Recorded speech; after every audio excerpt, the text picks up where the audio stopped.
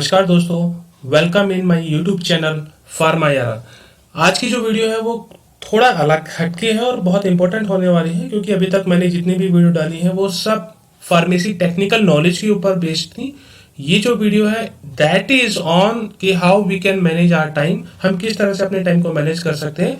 सो इस वीडियो को लास्ट तक देखिए, वो सारी टेक्निकलिटी मैं आपको बताऊंगा, कुछ साइंटिफिक फैक्ट के बेसिस पे आपको मैं बताऊंगा कि किस तरह से आप अपने 24 आवर्स को इफेक्टिवली मैनेज कर सकते हैं। पूरी वीडियो स्टार्ट करने से पहले कृपया करके इस वीडियो के लाइक बटन को दबा दीजिए, क्योंकि होता क्या है कि आप पूरी वीडियो देख लेते हैं बट लास्ट तक अपने लाइक बटन को दबाना या प्रेस करना भूल जाते हैं। तो पहला क्वेश्चन हमारे माइंड में ये आता है कि why do we need to manage our time, क्यों हमें अपने टाइम को मैनेज करने की जरूरत है। टाइम तो है, टाइम सभी के पास है, 24 आवर है। हर लोग क्या सभी अपनी टाइम को मैनेज करते हैं? यस। जो सक्सेसफुल आदमी है, जो लोग हैं जिन्होंने अपने गोल को अचीव किया है, उन लोगों ने गोल को अचीव किया है टाइम को परफेक्टली मैनेज करके। इसलिए टाइम को मैनेज करना बहुत जरूरी है। एक बुरी बात यह है कि टाइम फ्लाई कर रहा है, टाइम उड़ता जा रहा है, बट एक बेस्ट पार्ट ये भी है कि उस टाइम के पायलट आप हैं। आप उस टाइम को मैनेज करेंगे, आप उस टाइम को क्या करना है ये आप ये डिफाइन करेंगे। तो गुड पार्ट और बैड पार्ट दोनों ही आपके पास हैं। तो किस तरह से आप अपने टाइम को मैनेज करते हैं ये जानना बहुत जरूरी है, और आज की जो वीडियो है उसी पार्ट के ऊपर डिपेंड की हुई है। और नॉर्मली जो मेरे व्यूवर्स हैं वो स्टूडेंट्स हैं, तो स्टूडेंट्स किस तरह से अपनी स्टडी को मैनेज कर सकते हैं, कब आपको ऑनलाइन क्लास करनी है, ऑफलाइन क्लास करनी है, प्रैक्टिकल करनी है, नंबर्स ऑफ वर्क्स आपको करने हैं, नंबर ऑफ टास्क आपको परफॉर्म करनी है, तो ये सारा टाइम मैनेजमेंट हमें कैसे करना है ये हम पूरी वीडियो में देखने वाले हैं। तो पहला क्वेश्चन ये आता है कि हमें अपने टाइम को मैनेज क्यों करना है। यस, प्रायोरिटाइजेशन को करने के लिए। प्रायोरिटाइजेशन क्या है? प्रायोरिटी देनी है हमें किस काम को। देखिए, मेरे पास सुबह से लेकर शाम तक बहुत सारे काम करने के लिए आते हैं। मुझे क्लास भी करनी है, मुझे अपने दोस्तों की हेल्प भी करनी है, मुझे फैकल्टी की असाइनमेंट भी कंप्लीट करने हैं, सेशनल की प्रिपरेशन भी करनी है, मुझे मेरे गवर्नमेंट जॉब की भी प्रिपरेशन करनी है। बट आज में और इस मोमेंट किस काम को करूं ये डिपेंड करता है कि मैंने किस काम को प्रायोरिटी दी है। तो प्रायोरिटाइजेशन करने के लिए, प्रायोरिटाइजिंग को करने के लिए हमें अपने टाइम मैनेजमेंट को करना बहुत जरूरी है कि किस काम को हमें प्रायोरिटी देनी है, किस काम को हमें प्रायोरिटी नहीं देनी है। राइट, समझ में आ गया सभी को। यदि आपको कोई शेड्यूल बनाना है, यदि कोई प्रिपरेशन करनी है, शेड्यूलिंग करनी है, तो हमें अपने टाइम को मैनेज करना पड़ेगा। सुबह से लेकर शाम तक मुझे क्या क्या काम करने हैं वो सारा आप शेड्यूल एक पेपर पे नोट कर लीजिए अपनी पेन की मदद से। टाइम मैनेजमेंट आपके स्ट्रेस को भी अवॉइड करता है। कैसे? अभी मैंने कुछ सोचा कि शाम तक बैठ के मैं वो काम करूंगा, बट वो काम नहीं हो पाया क्योंकि मैंने जिस काम को प्रायोरिटी नहीं देनी थी वो काम एक्चुअली पहले परफॉर्म कर लिया है। तो उस कारण से मैं कुछ सर्टेन या जो मेरे इंपॉर्टेंट काम थे, जो अर्जेंट काम थे या टास्क थे, उनको मैंने अवॉइड किया या छोड़ दिया। तो इस सब के कारण क्या होगा कि एक स्ट्रेस बनेगा, एक एंग्जाइटी बनेगी, अनहैप्पीनेस वहां पे क्रिएट होगा। तो इन सब चीजों से बचने के लिए हमें अपने टाइम को भी मैनेज करना बहुत जरूरी है। और यदि आपने इन टाइम्स को परफेक्टली मैनेज किया है तो आप at the end of your day you can find out some valuable time where you can really enjoy your life.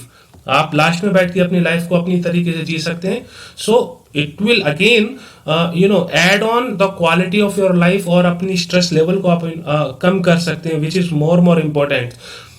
क्यों और जरूरी है अपने टाइम को मैनेज करना? क्योंकि आप यदि परफेक्टली टाइम को मैनेज कर रहे हैं, सारी कामों को आप जो आपके असाइनमेंट हैं, अपनी स्टडी मटेरियल है, उनको सब करते जा रहे हैं, तो eight the end of the day और द वीक और the month you will find yourself in a very confident situations.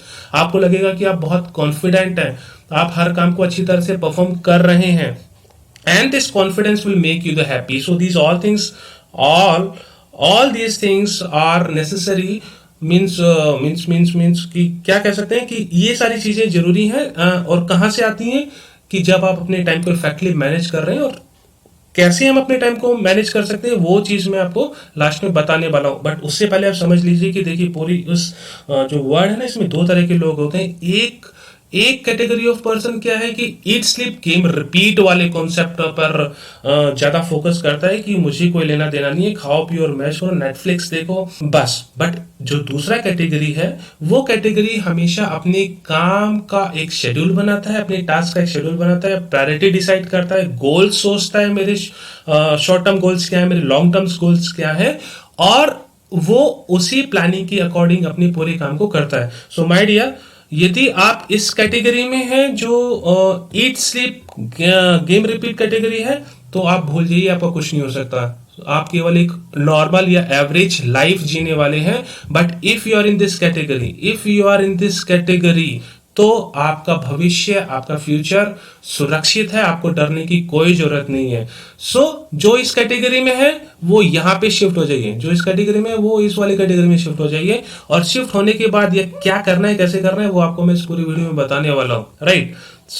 ये जो कैटेगरी है जिसकी में अभी हम बात करने वाले हैं, ये कैटेगरी करती क्या है? ये कैटेगरी कुछ ज्यादा नहीं करती, अपने टाइम को मैनेज करती है। सभी के पास 24 आवर है, सभी के पास 1 वीक है, सभी पे 1 मंथ, 1 ईयर, एक सेंचुरी, सभी के पास उतने सर्टेन टाइम है।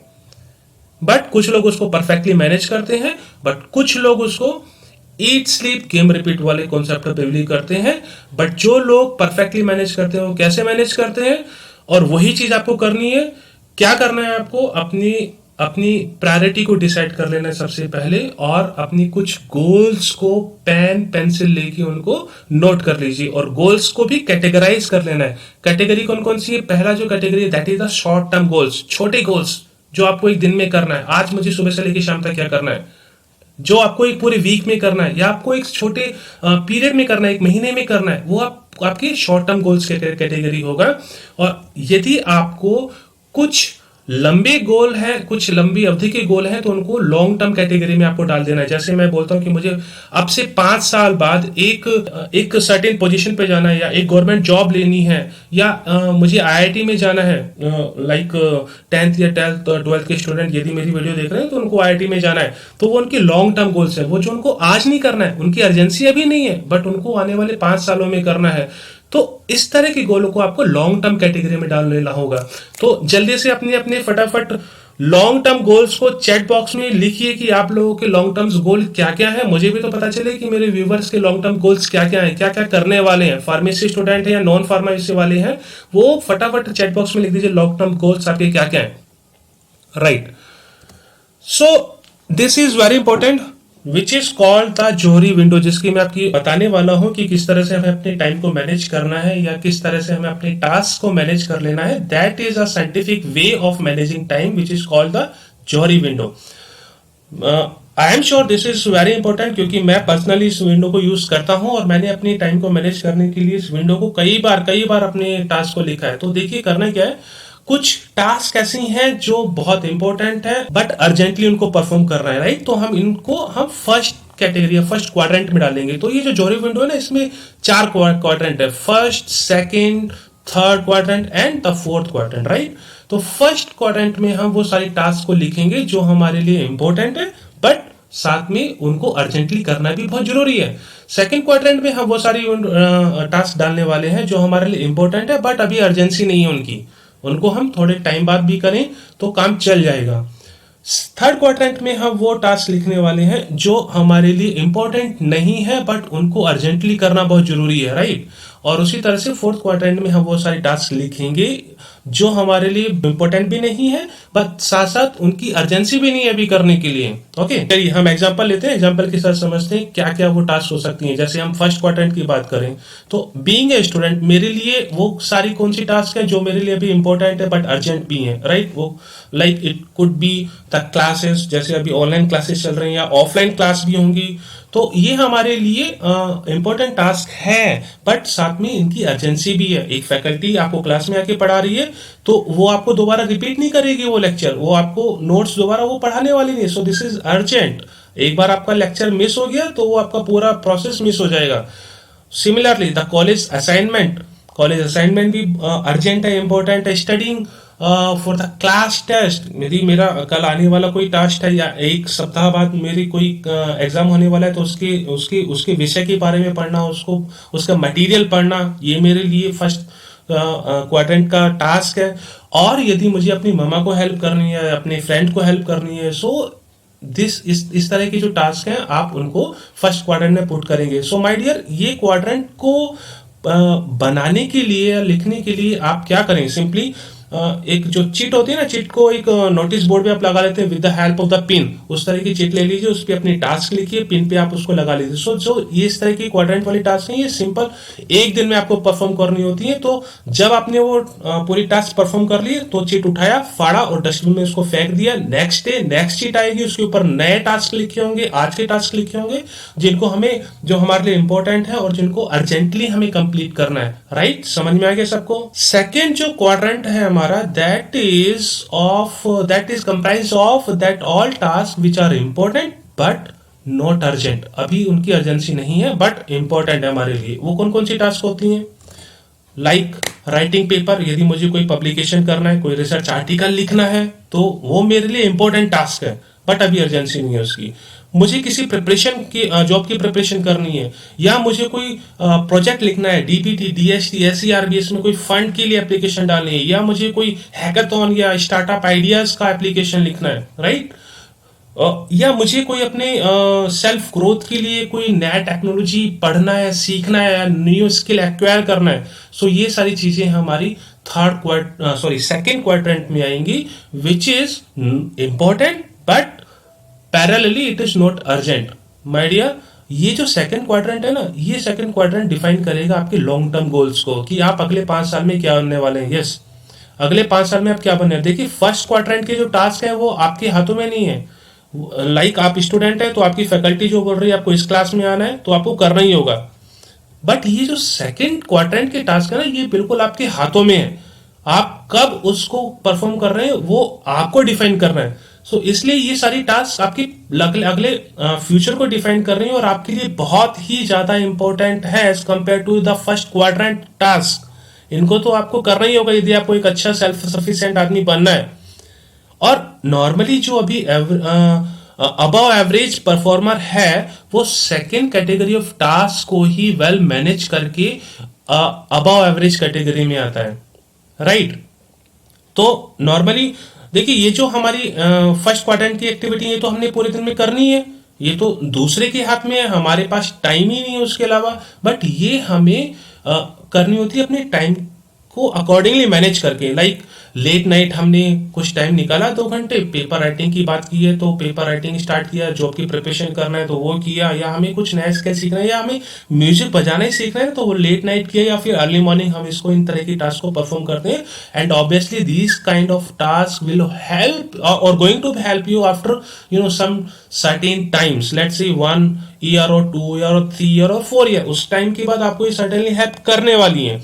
तो ज्यादा एज ए स्टूडेंट आपको फोकस करना है इन सेकंड क्वाड्रेंट टास्क के ऊपर। तो ये जो टास्क है ना, आपको लिखने की जरूरत नहीं है, इनको आपको पेन में नहीं लिखना है, कहीं आपको चिट पे नहीं लिखना है, कहाँ लिखना है, अपने माइंड में लिखना है। इनको एफर्मेट करना है आपको। एफर्मेशन क्या होता है, इसके लिए आप यूट्यूब पे बहुत सारी वीडियो पढ़ी है, वो देख लीजिए। एक सुपरफिशियल आइडिया दे देता हूं मैं आपको। एफर्मेशन वो कैटेगरी है या वो टास्क है कि आप किसी काम को जो आपको करना है अगले 5-6 सालों में, उसको आप अपने माइंड में सोचते रहते हैं।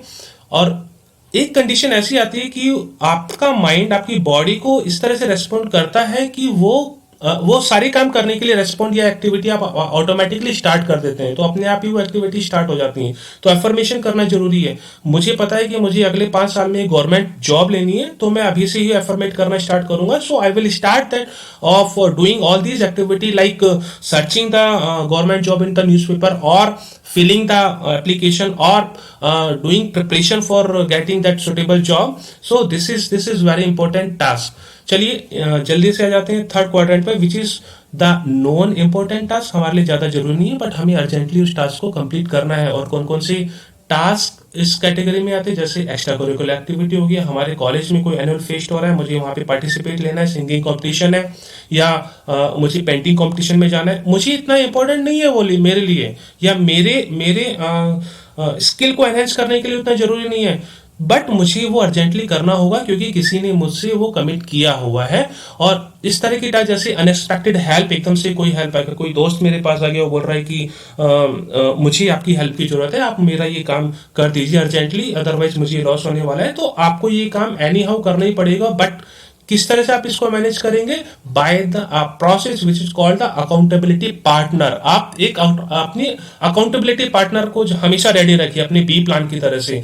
आपके पास कोई अनएक्सपेक्टेड हेल्प आई कि मुझे ये एक पैराग्राफ लिख के देना है या एक असाइनमेंट लिख के देना है फैकल्टी को, तो rather than doing that work by your self, आप उसको अपने किसी अच्छे फ्रेंड को असाइन कर दीजिए in respect of the give and take policy कि यार इसका ये काम करके दे दीजिए, मैं आपको इसके एवज में एक पर्टिकुलर काम और करके दूंगा जब मुझे टाइम होगा। तो आप इस तरह से भी इस चीजों को मैनेज कर सकते हैं। तो this is clear.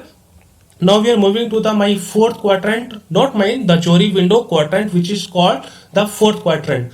And my dear, जो फोर्थ क्वाड्रेंट पे जो एक्टिविटीज आनी है मैं उनके बारे में बिल्कुल डिस्कस नहीं करने वाला हूँ, क्योंकि these all are the time killer activities. कौन कौन सी एक्टिविटीज होती हैं सबको पता है, और ये एक्टिविटीज नॉर्मल स्टूडेंट्स को और नॉर्मली एक ह्यूमन बीइंग को सबसे ज्यादा पसंद आने वाली एक्टिविटी ये होती है, लाइक वॉचिंग टीवी और वॉचिंग नेटफ्लिक्स। चलिए, ये हमने टेक्निक जोरी विंडो का सीखा। इस तरह से इस टेक्निक को सीख के हम अपनी टाइम को परफेक्टली मैनेज कर सकते हैं। एक और यहाँ पे मैं आपको चीज बताने वाला हूँ विच इज कॉल्ड प्रोक्रेस्टिनेशन। ये प्रोक्रेस्टिनेशन वर्ड क्या होता है, जल्दी से इसको गूगल पे भी सर्च कर सकते हैं, अदरवाइज मैं भी आपको बता रहा हूँ। Procrastination means delaying the things, अपने काम को डिले करते जाना। And how does it catch hold on us, हमें कैसे ये पकड़ लेता है प्रोक्रेस्टिनेशन, क्योंकि हम वो फोर्थ क्वाड्रेंट की एक्टिविटीज के ऊपर ज्यादा ध्यान करने स्टार्ट करना शुरू कर देते हैं। जैसे यहाँ पे जो फिश है वो बोल रही है कि after this episode I will definitely continuing study, but होता क्या है eight the end of this episode, उसके बाद एक कंटिन्यूएशन में दूसरा एपिसोड आता है, उसमें मेरा इंटरेस्ट लग जाता है, फिर कंटिन्यूएशन में नेक्स्ट एपिसोड, फिर नेक्स्ट एपिसोड। इस तरह से मेरा पूरा जो प्रोसेस है, जो पूरा टाइम टेबल है, जो शेड्यूल है, वो खत्म हो जाता है, वो किल हो जाता है। So procrastination is a biggest barrier in the student life, और यदि हम प्रोक्रेस्टिनेशन के ऊपर कंट्रोल कर लें, उसको ओवरकम कर लें, सो मेरे हिसाब से वो जितना भी हमारी प्रॉब्लम है वो सब सोल्व हो जाएंगी।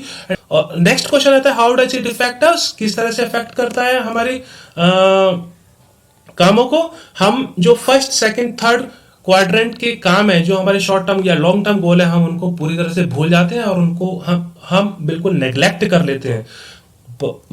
जो मेन क्वेश्चन है कि how can we avoid it, हम प्रोक्रेस्टिनेशन को किस तरह से अवॉइड कर सकते हैं। So the answer is to say no to yourself. अपने आप को नो कहना शुरू कर दीजिए। नो कहना फर्स्ट सेकंड थर्ड क्वाड्रेंट के टास्क को नहीं, नो कहना फोर्थ क्वाड्रेंट जो मॉन्स्टर हैं, जो एक्टिविटी जो टाइम मॉन्स्टर हैं, जो आपके टाइम को किल कर रहे हैं, उनको नो कहना है। मेरे मन में आ रहा है मुझे वीडियो देखनी है, नो। हाँ, अच्छी वीडियो मैं देखूंगा। मेरे मन में आ रहा है मुझे टीवी देखनी है, नो। मन में आ रहा है अभी गेम खेलना है, मन में आ रहा है अभी चैटिंग करनी है फ्रेंड्स के साथ, so save a big no to yourself. So इस तरह से आप अपनी विल पावर के साथ अपनी मेंटल स्ट्रेंथ को थोड़ा स्ट्रांग करके आप प्रोक्रेस्टिनेशन को ओवर रूल कर सकते हैं, प्रोक्रेस्टिनेशन को आप अवॉइड कर सकते हैं। और आपने अभी ये नो कहना सीख गए तो कोई भी नहीं है जो आपको एक अबव एवरेज कैटेगरी से ऊपर आदमी बनने से रोक दे। So my dear, this is a chain और द साइकिल। प्रोक्रेस्टिनेशन का एक साइकिल है, एक बार स्टार्ट हुआ ना, एक बार ट्रिगर हुआ तो ये चलते रहता है। प्रोक्रेस्टिनेशन हुआ, आपने चीजों को अवॉइड किया, डिले किया, तो उससे क्या होगा, आपको गिल्टी फील होगा, आपको बहुत बुरा लगेगा। बुरा लगने के बाद मींस हबड़ दबड़ में या पैनिक कंडीशन होगी, आप जल्दी जल्दी अपने कामों को निपटाना स्टार्ट कर देंगे, काम एक्चुअली होंगे नहीं, और आप एक्सक्यूज देना स्टार्ट कर देंगे कि इस कारण से मैंने ये काम डिले किया है, और एक्सक्यूज देने के कारण से फिर से वो स्टेज आ गया प्रोक्रेस्टिनेशन। आप फिर से चीजों को डिले करेंगे, फिर आप गिल्ट होंगे, आप फिर जल्दी जल्दी काम करेंगे और फिर say excuse. So this is the cycle. तो प्रोक्रेस्टिनेशन तो आपको अपने लाइफ में लाना ही नहीं है। प्रोक्रेस्टिनेशन हटाइए, जोरी विंडो के 4 क्वाड्रेंट रूल को आप फॉलो कीजिए, अपनी शॉर्ट टर्म और लॉन्ग टर्म गोल्स को, शॉर्ट टर्म गोल्स को अपनी पेन पेपर पे लिखिए, लॉन्ग टर्म गोल्स को आप अफर्मेट करिए। कोई नहीं है जो आपको अपनी लाइफ में जो भी अपनी गोल है, जो सोचा हुआ है, आप उसको ना अचीव कर पाए। सो आई होप ये वीडियो आपको बहुत ही यूजफुल रही होगी, आपने बहुत कुछ नया सीखा होगा। और जो हम आने वाली वीडियोस में देखेंगे या अब तक जो हमने वीडियोस यहाँ पे अपलोड किए, उन सब वीडियोस में आप ये टेक्निक्स को अप्लाई करके एक उसको इफेक्टिव वे में आप प्रोसीड कर सकते हैं। So thank you very much for watching the video. फिर से एक बार बोल रहा हूँ, लाइक बटन को स्मैश करना बिल्कुल मत भूलना, क्योंकि वीडियो बनाने के पीछे बहुत सारा एफर्ट होता है, बहुत सारा टाइम होता है, जिसका पे ऑफ यही है कि आप उसको लाइक कीजिए, सब्सक्राइब कीजिए। Thank you very much.